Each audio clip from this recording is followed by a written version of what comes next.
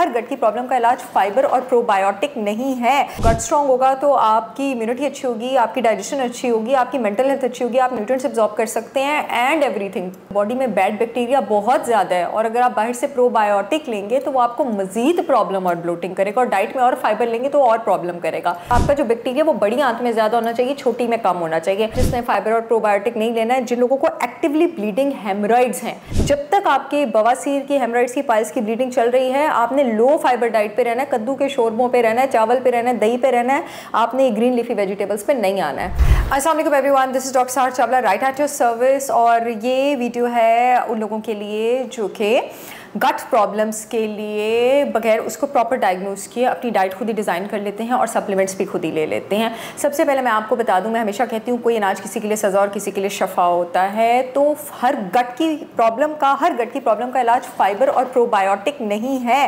अब आप कहेंगे डॉक्टर साहब आप ये क्या कह रही हैं, आप तो हर वक्त प्रोबायोटिक्स के बारे में बात करती रहती हैं। Probiotics are very important. आपकी गट में गुड बैक्टीरिया का जो लेवल है वो प्रोबायोटिक इंप्रूव करेगी, ठीक है, ताकि वो बैड बैक्टीरिया को नीचे जाए। और गट स्ट्रॉन्ग तो मैं स्ट्रॉन्ग, गट स्ट्रॉन्ग होगा तो आपकी इम्यूनिटी अच्छी होगी, आपकी डाइजेशन अच्छी होगी, आपकी मेंटल हेल्थ अच्छी होगी, आप न्यूट्रिएंट्स एब्जॉर्ब कर सकते हैं एंड एवरीथिंग, पूरी ज़िंदगी अच्छी होगी, इम्यून सिस्टम अच्छा होगा, सब कुछ।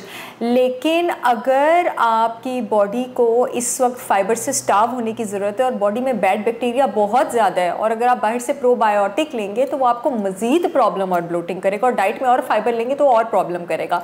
अब होता क्या है कि जब आप फाइबर लेते हैं, फाइबर से मुराद आप बहुत ज़्यादा ग्रीन लीफी वेजिटेबल्स लेंगे, ग्रेन्स लेंगे, नट्स लेंगे, दालें लेंगे, कि सारे हाई फाइबर फूड्स हैं, यानी ये अच्छे वाले कार्बोहाइड्रेट्स हैं। फाइबर को आप कॉम्प्लेक्स कार्बोहाइड्रेट भी कहते हैं।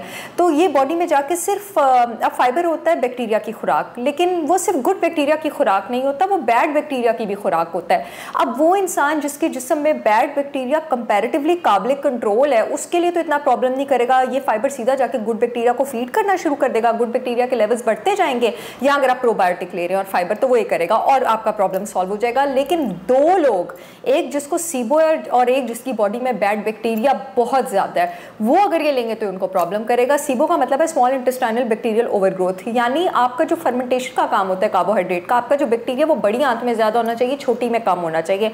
अगर वो छोटी में ज़्यादा हो, बैक्टीरिया ज़्यादा, क्योंकि छोटी में डाइजेशन ज़्यादा होनी चाहिए, बैक्टीरिया बड़ी आंत में, तो उस कंडीशन को सीबो कहते हैं। अब क्या होता है कि फाइबर उस जगह पे फर्मेंट होना शुरू हो जाता है, छोटी आंत में, जहाँ पे उसकी फर्मेंटेशन का काम नहीं और गैस और ब्लोटिंग होना शुरू हो जाती है, मसला और सॉल्व और मसला और बढ़ जाता है। और वहाँ पे मौजूद ऑलरेडी जो बैक्टीरियल ओवरग्रोथ हुई होती है बैड बैक्टीरिया की, वो फाइबर उसकी खुराक बनता जाता है और प्रॉब्लम सॉल्व होता जाता है। तो ऐसे पेशेंट को जब आप प्रोबायोटिक और फाइबर देते हैं, उनके लिए ज़िंदगी प्रॉब्लम बन जाती है। मैं तो इस बात से डायग्नोज कर लेती हूँ, अगर क्लाइंट को प्रोबायोटिक सूट ना करे, इसका कंफर्म मतलब है कि उसकी बॉडी में बैड बैक्टीरिया बहुत ज़्यादा है।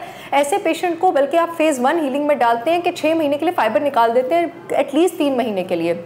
उससे क्या होता है कि गुड बैक्टीरिया के तो फाके पड़ते ही पड़ते हैं जिसमें, उसको बैड बैक्टीरिया को भी फाके पड़ते हैं, वो मरना शुरू हो जाता है। जब बैड बैक्टीरिया कदरे मर जाता है, फिर आप फाइबर और प्रोबायोटिक जो है वो ऐसे पेशेंट की डाइट में इंक्लूड करते हैं। इसके अलावा और जिसने फाइबर और प्रोबायोटिक नहीं लेना है, जिन लोगों को एक्टिवली ब्लीडिंग हेमरॉइड्स हैं, क्योंकि फाइबर जान लगाते हैं डाइजेस्ट होने में, बैक्टीरिया चाहिए होता है उसको फर्मेंट करने के लिए। जो एक्टिव ब्लीडिंग हेमरॉइड्स होते हैं, अक्सर मैं हैरान होती हूँ, लोग मेरे पास आते हैं डॉक्टर्स की प्रिस्क्रिप्शन लेके, उन्होंने उनको लिखा होता है आप हाई फाइबर डाइट खाएं, और उनकी ब्लीडिंग और ज़्यादा हो रही होती है। जब तक आपके बवासीर की, हेमरॉइड्स की, पाइल्स की ब्लीडिंग चल रही है, आपने लो फाइबर डाइट पे रहना है, कद्दू के शोरबों पे रहना है, चावल पे रहना है, दही पे रहना है, आपने ग्रीन लीफी वेजिटेबल्स पे नहीं आना है। आई होप ये वीडियो आप लोगों के काम आएगी। ऐसे और लेकिन with yet another informational video, तब तक के लिए अल्लाह।